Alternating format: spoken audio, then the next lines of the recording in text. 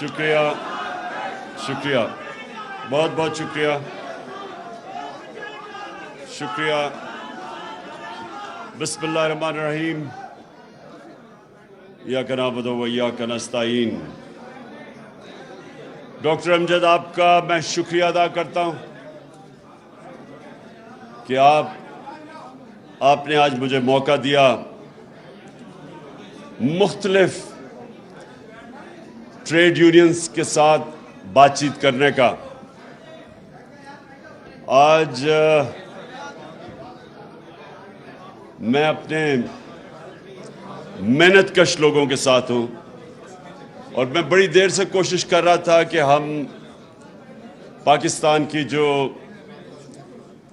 کسان کی بھی تنظیمیں اور مزدوروں کی بھی تنظیمیں اور جو ٹریڈ یونینز جو مختلف ایریاز میں کام کرتی ہیں، میری کوشش تھی کہ میں ان سے ملاقات کروں۔ اور میں کیوں ملاقات کرنا چاہتا تھا، میں آپ کو آج مختصر پہلے اپنا وجہ آپ کی ملاقات کی بتاؤں گا اور اس کے بعد آگے کا لائحہ عمل آپ کے سامنے رکھوں گا۔ دیکھیں، جب ہمیں حکومت ملی اور یہ اب سارے اعداد و شمار جو سروے آف پاکستان ہر سال چھپتا ہے، اس کے اندر یہ سب دیکھ سکتی ہیں جو میں آپ کو چیزیں بتاؤں گا۔ ہر سال پاکستان کی معیشت کے اوپر ایک گورنمنٹ پبلش کرتی ہے جس کو کہتے ہیں سروے آف پاکستان۔ وہ اس حکومت نے ابھی پبلش کی ہے۔ اس حکومت کے سروے کے مطابق جب ہماری حکومت ہٹائی گئی اپریل میں، تو اس سے پہلے پاکستان کی 17 سال کے بعد سب سے بہتر پاکستان کی اکنامک گروتھ ریٹ تھی۔ یعنی پاکستان کی معیشت جس ریٹ پہ بڑھ رہی تھی، وہ 17 سال کے بعد 2 سال مسلسل پاکستان کی بہترین گروتھ ریٹ تھی۔ اس کا مطلب کہ نوکریاں مل رہی تھیں، اس کا مطلب دولت میں اضافہ ہو رہا تھا، جی ڈی پی جس کا مطلب ہوتا ہے کہ سالانہ جو آپ کی آمدنی میں اضافہ ہے، وہ ہمارے تیسرے سال 5.7% تھی اور چوتھے سال 6% تھی۔ یہ 17 سال کے بعد سب سے تیزی سے ہماری معیشت بڑھ رہی تھی۔ اور وہ معیشت ہمیں جو ملی تھی، یہ بھی آپ اس وقت کی اکنامک سروے میں دیکھ سکتے ہیں کہ سب سے زیادہ پاکستان کی تاریخ کا بیرونی خسارہ، جس کو کرنٹ اکاؤنٹ ڈیفیسٹ کہتے ہیں، وہ سب سے زیادہ تھا جب 2018 میں ہمیں گورنمنٹ ملی۔ کیونکہ آپ سب متاثر ہوتے ہیں جب معیشت اوپر جاتی ہے، نیچے جاتی ہے، بے روزگاری بڑھتی ہے، بے روزگاری کم ہوتی ہے۔ اس لیے میں یہ آپ کے سامنے یہ چیزیں رکھ رہا ہوں تاکہ یہ نہ ہو کہ میں مفروضوں میں بات کر رہا ہوں، میں آپ کو ہارڈ فیکٹس دے رہا ہوں۔ تو 20 ارب ڈالر کا خسارہ، یہ جو ابھی اسحاق ڈار کو امپورٹ کیا گیا وہاں سے، یہ تب جب یہ فائنانس منسٹر تھا، تو 5 سال میں پاکستان کی ایکسپورٹس جو آمدنی لے کے آتی ہیں، جو ڈالر ملک میں لے کے آتی ہیں ایکسپورٹس، وہ 5 سال میں نہیں بڑھی تھی۔ اور ان کے دور میں تیل آدھی قیمت میں تھا۔ جو ہمیں گورنمنٹ ملی، ہمارا تیل رہا ہے $100 سے بھی اوپر گیا انٹرنیشنل مارکیٹ میں۔ ان کے دور میں $50 تھا، تو تیل بھی کم تھا۔ جو اصل ہمیں مشکل پڑتی ہے پاکستان کو، کیونکہ ہم امپورٹ کرتے ہیں تیل، جب وہ عالمی منڈی میں اوپر جاتا ہے تو وہ پھر ساری چیزیں مہنگی کر دیتا ہے۔ بجلی بھی، کیونکہ آدھی تقریباً بجلی تیل سے بنتی ہے، وہ بجلی بھی پھر اوپر چلی جاتی ہے۔ تو ان کے دور میں آدھا تھا، تقریباً $50 کے ارد گرد تیل تھا. ہمارے دور میں وہ 103 سے 115 تک بھی گیا. تو تیل بھی آدھا. اس کے باوجود انہوں نے $20 ارب کا بیرونی خسارہ کیا. اور یاد رکھیں بیرونی خسارہ اس کا اصل تقریباً 35% جو ہوتا ہے وہ جاتا ہے تیل یا پیٹرولیم پروڈکٹس کے اوپر. ہمیں سب سے بڑا خسارہ ملے, ہمارے جو ریزروز تھے وہ تقریباً $9 ارب کے تھے. $9 ارب کا مطلب کہ کوئی 6-7 ہفتے کی امپورٹس کے لیے ہمارے پاس پیسہ تھا. اور ہمارا جو اندرونی خسارہ تھا وہ بھی ریکارڈ تھا, بیرونی بھی ریکارڈ, اندرونی بھی ریکارڈ. اور پھر یہ جو ہماری بجلی تھی, انہوں نے جو کانٹریکٹ سائن کیے تھے وہ اس کو کہتے ہیں کیپیسٹی پیمنٹس. انہوں نے جو کانٹریکٹ سائن کیے تھے وہ آپ بجلی خریدیں یا نہ خریدیں آپ کو بجلی کی قیمت دینی پڑتی تھی. اور انہوں نے جو کیپیسٹی پیمنٹس ہم تھی میرے خیال میں تقریباً 350 ارب تھا جب 2018 میں اب آئے, وہ بڑھتی گئی, وہ 800 ارب پہ چلی گئی, وہ 2023 میں چلے جائے گی 1450 ارب پہ. اب ہمارے پاس وہ اتنی بجلی ہم استعمال ہی نہیں کر سکتے. حال یہ ہے کہ ہم وہ بجلی استعمال ہم کر نہیں سکتے لیکن پیسے دینے پڑ رہے ہیں. تو اس کی وجہ سے سرکولر ڈیٹ ایک اور قرضہ چڑھا ہوا تھا. میں صرف یہ آپ کو اس لیے بتا رہا ہوں کہ ان حالات میں بینکرپٹ ملک ہمیں ملا. پہلا سال بڑی مشکلوں سے ہم نے اس کو اسٹیڈی کیا, اسٹیبل کیا. دوسرے سال کرونا آ گیا. ساری دنیا کے اندر صدی میں ایک دفعہ اتنا بڑا ایک ایسا ایک بحران آتا ہے, ساری دنیا میں آیا. اس کے باوجود اور کیونکہ ہم پھر انویسٹمنٹ نہیں لا سکے, کوئی چائنا بند ہو گیا, چائنا 2 سال کے لیے بند ہو گیا, ہمارا اصل ٹریڈنگ پارٹنر چائنا تھا. اس کے باوجود ہمارے تیسرے اور چوتھے سال میں نے کہا ریکارڈ 17 سال کے بعد ہماری بہترین معیشت کی پرفارمنس ہوئی اور ریکارڈ ایکسپورٹس کی ہم نے $33 ارب کی. اور بیرون ملک پاکستانیوں کو ہم نے انسینٹیوائز کیا, انہوں نے ریکارڈ پیسہ بھیجا بینکوں کے تھرو $31 ارب. اور کسانوں کی جو ہم نے مدد کی, کسانوں سے کیا ہو رہا تھا, بڑے بڑے شوگر مافیا جو بیٹھے ہوئے تھے یا شوگر ملز, وہ کسان بیچارہ اپنا اس کو اگر ریٹ سیٹ ہوتا تھا مثلا 180 روپے کا اگر ریٹ سیٹ ہوا ہے تو وہ ملز کیا کرتی تھی, اس کو پہلے تو پیسہ نہیں دیتی تھی سال تک, اور پیسہ دیتی بھی تھی تو اس کو وہ کہتے ہیں کٹوتی کرتی تھی, یعنی اس کو 180 کا ریٹ پہ 120 ملتا تھا اس کو. تو نہ کسان کو پیسہ پورا ملتا تھا نہ ٹائم پہ ملتا تھا. ہم نے قانون بدلا, ہم نے فائنز لیوی کیے کہ فوری طور پہ کسان کو پیسے دیں. ہم نے انشور کیا کین کمشنر نے کہ پورے پیسے دو اس کو جو کسان کو. پہلی دفعہ کسانوں کے پاس پیسہ آنا شروع ہوا. جب کسان کے پاس پیسہ اور بھی ہم نے ایک پورا ایگریکلچر ریفارم پیکج دیا.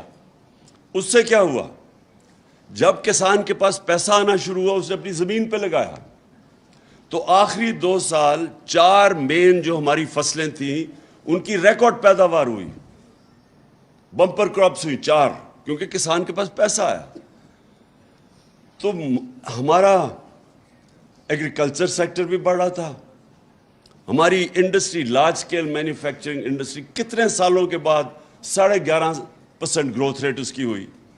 تو اس لیے لارج سکیل مینوفیکچرنگ جب ہوئی, مزدوروں ہماری ورلڈ بینک کہتا ہے کہ ہمارا سارے برے صغیر میں سب سے زیادہ روزگار پاکستان نے دیا اس ٹائم پہ. کرونا کی وجہ سے بے روزگاری بڑھی.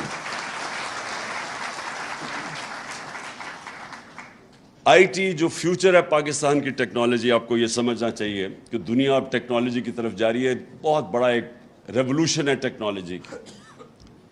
تو ٹیکنالوجی میں ہم بالکل ہی ہم آگے بڑھ نہیں رہے تھے. ہندوستان جس نے 2000 میں اس کی $1 ارب ایکسپورٹ تھی ٹیکنالوجی کی, آئی ٹی کی, اس کی آج 140 ارب ڈالر ایکسپورٹ ہے.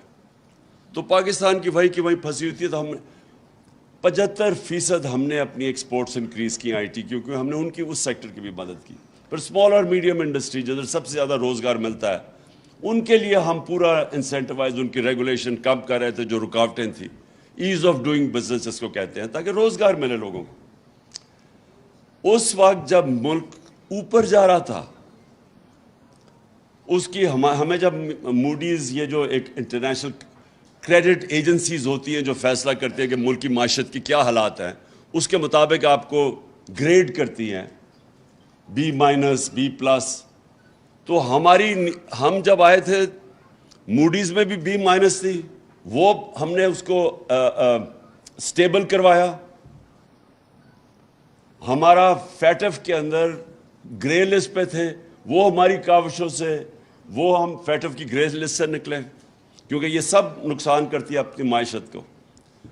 اس کے بعد میں یہ بتا رہا ہوں کہ ہم نے یہ جو بات کرتے ہیں نا کہ پاکستان کا بڑا برا حال تھا جب انہوں نے اکانومی سنبھالی ہے, تو اس کے علاوہ ہم نے 3 بڑی ڈیمز شروع کی پاکستان میں 50 سال کے بعد.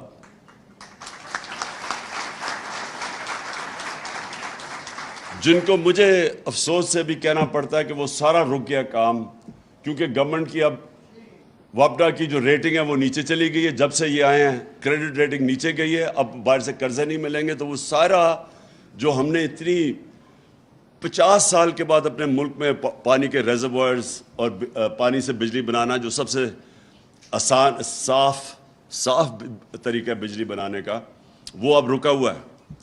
تو ہم نے وہ کیا. پھر ہم نے پہلی دفعہ یہ جو موسم کی تبدیلی, جس کو جو ایک بہت بڑا دنیا میں مسئلہ آ رہا ہے, یہ جو سیلاب آ رہے ہیں, موسم اب آپ بتا نہیں سکتے, کبھی زیادہ بارشیں ہو جاتی ہیں, کبھی خشک سالی آ جاتی ہے.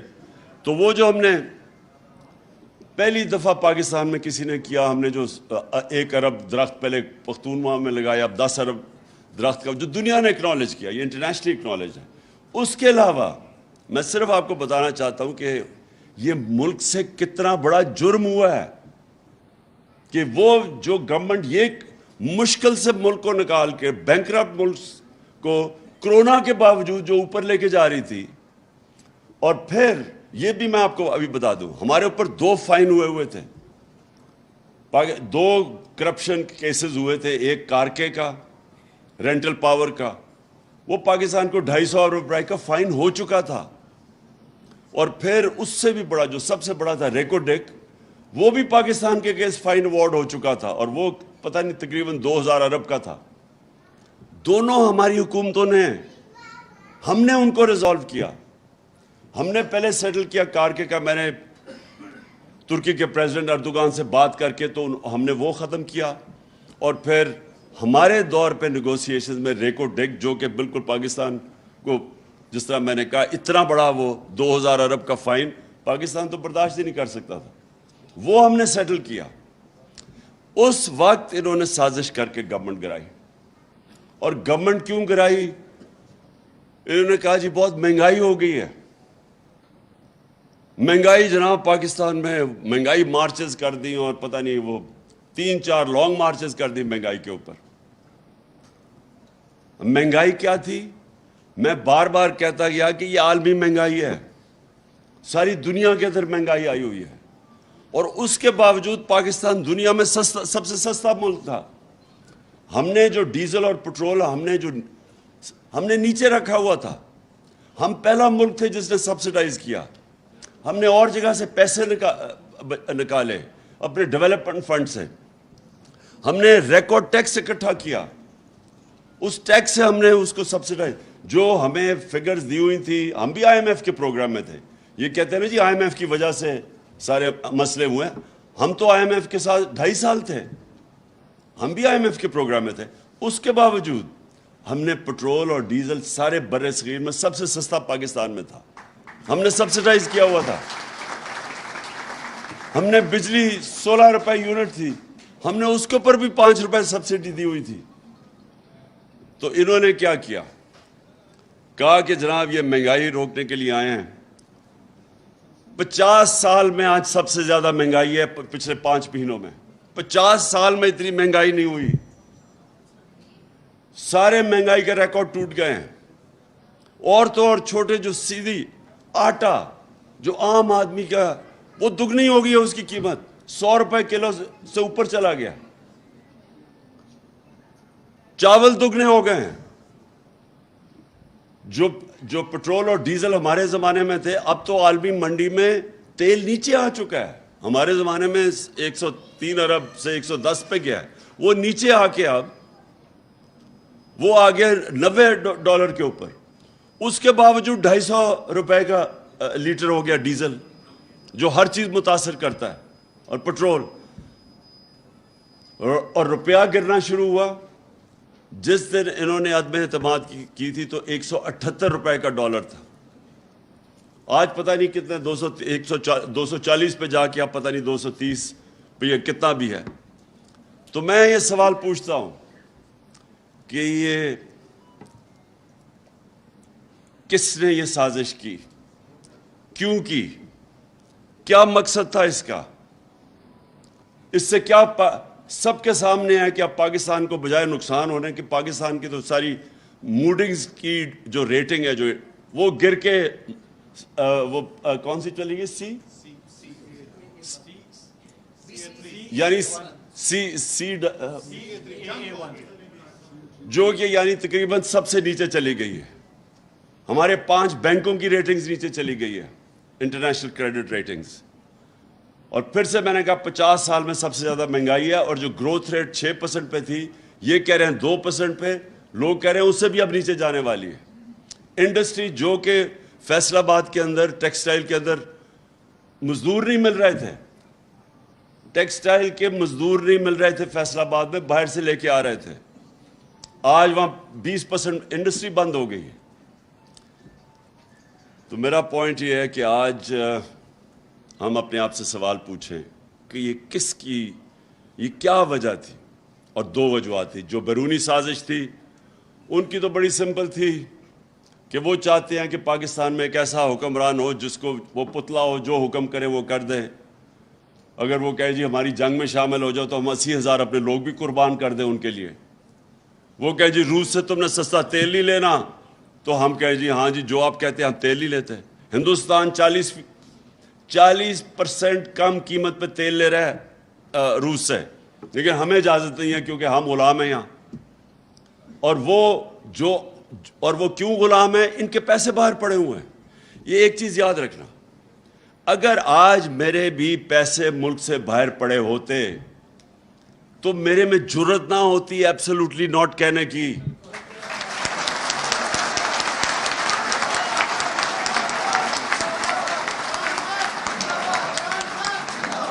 کیونکہ وہ جب چاہے میرے پیسے ضبط کر سکتے ہیں.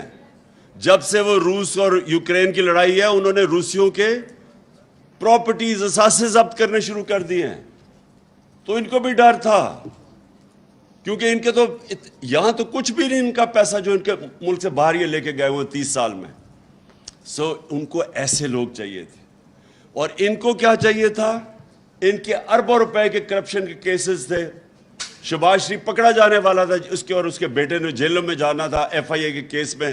جو مقصود چپڑاسی جدھر 4.25 ارب روپیہ چپڑاسیوں کے نام پہ اور نوکروں کے نام پہ آ رہا تھا, وہ سیدھا کیس میں ان کو سزا ہونے والی تھی. FIA کے اوپر اپنے آدمی بٹھا کے وہ کیس ختم کر رہا ہے. نیب کے اوپر اپنا آدمی اٹھا کے 1100 ارب روپے کے کیسز اب ختم ہو رہے ہیں. 200 کیسز ختم ہو چکے ہیں ان کے. ابھی عدالت میں پتا چلا کہ 200 کیسز نیب کے ختم کروا چکے ہیں اپنے. ٹوٹل جو ان کو جو ورتھ ہے کیسز کی وہ 1100 ارب روپے ہے جو یہ معاف ہوں گے اپنے, جن کو NRO ملے گا. اور یہ جو NRO ہے, یہ جو NRO اب مل رہا ہے, اس سے زیادہ اس ملک سے ظلم نہیں ہو سکتا. کوئی دشمنی نہیں کر سکتا اس ملک سے کہ ایک طرف لوگوں کی کمر توڑ دیں مہنگائی میں, ملک کی معیشت نیچے لے آئیں. وہ تو دشمن بھی نہیں کر سکتا. اور ساتھ اربوں روپے کے بڑے بڑے ڈاکوں کے کیسز معاف ہو جائیں اور قانون چینج کر دیں.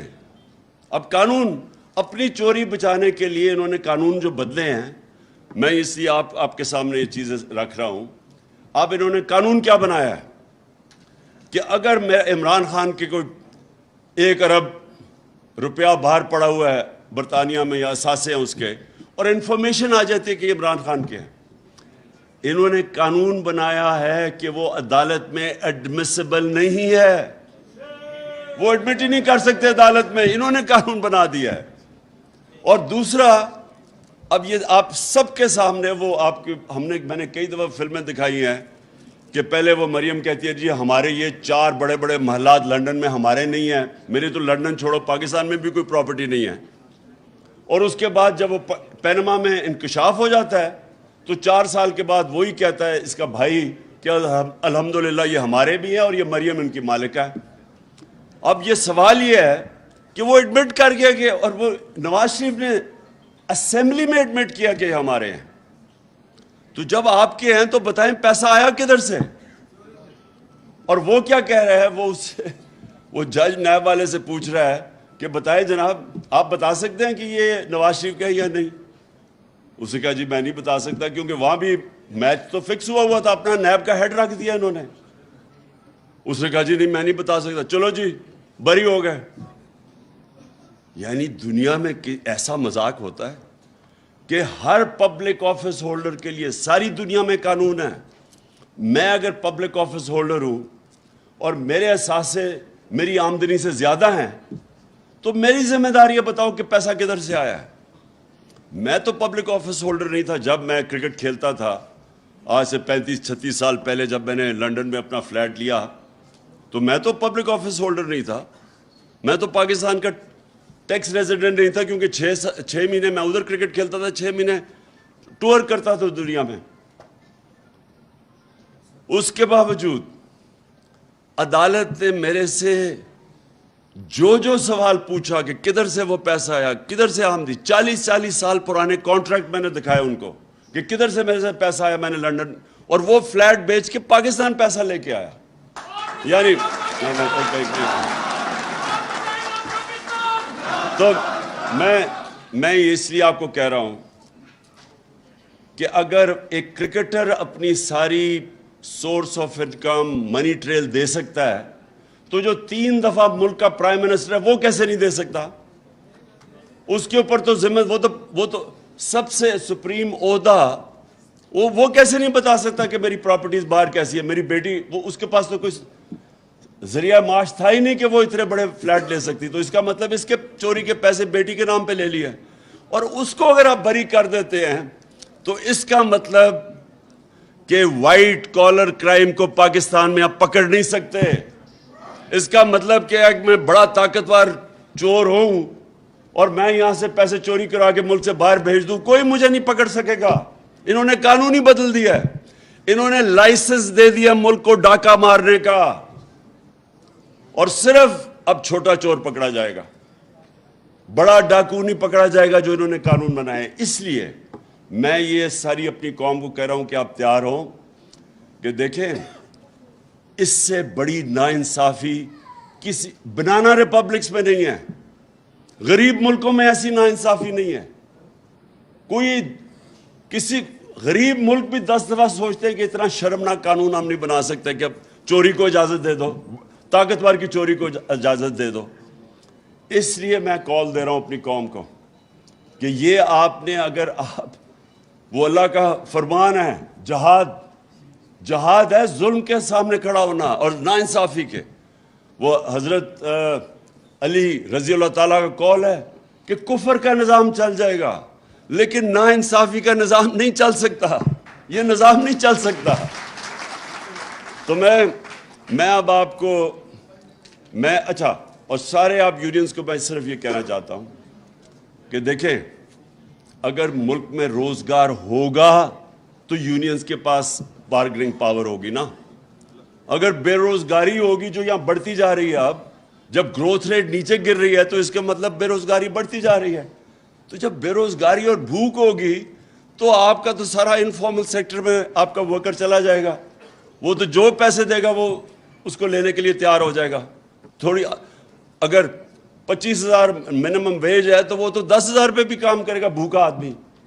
اس لیے اگر یہ معاشی اس بحران بڑھتا جائے گا تو اب سب افیکٹ ہیں اور مہنگائی بڑھتی جائے گی.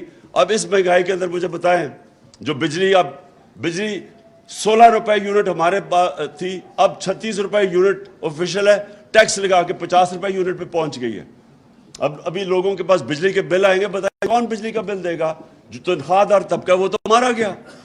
سارا تنخواہ دار طبقہ آج اس مہنگائی میں مارا جا رہا ہے. اس لیے آپ نے سب نے, اچھا اگر برا وقت آتا تو چلو سارا ملک مل کے قربانیاں دے. یہ بڑے بڑے ڈاکو اپنے اربوں روپے کے کیسز معاف کروا رہے ہیں اور قوم کو کہہ رہے ہیں قربانی دو. اس ناانصافی کے خلاف میں آپ سب کو کال دوں گا. یہ ذرا حل سب آپ نے کھڑے ہو کے یہ میرے ساتھ حلف لینا ہے. ہاتھ کھڑا کر لیجئے گا. بسم اللہ الرحمن الرحیم. بسم اللہ الرحمن الرحیم. ہم حلف اٹھاتے ہیں کہ ہم پاکستان کے آئین کی ہمیشہ پاسداری کریں گے. ہم پاکستان کی خود مختاری کا اور پاکستان کی خود مختاری کا تحفظ کریں گے. کہ ہم کبھی بھی اللہ کے سوا کسی کے سامنے نہیں جھکیں گے. اور ہم پاکستان کی حقیقی آزادی کے اس جہاد میں آخر تک عمران خان کے شانہ بشانہ جد و جہد کریں گے اور ہر قسم کی قربانی کے لیے تیار رہیں گے. اللہ ہم سب کا حامی و ناصر ہو. بہت بہت شکریہ. آمین.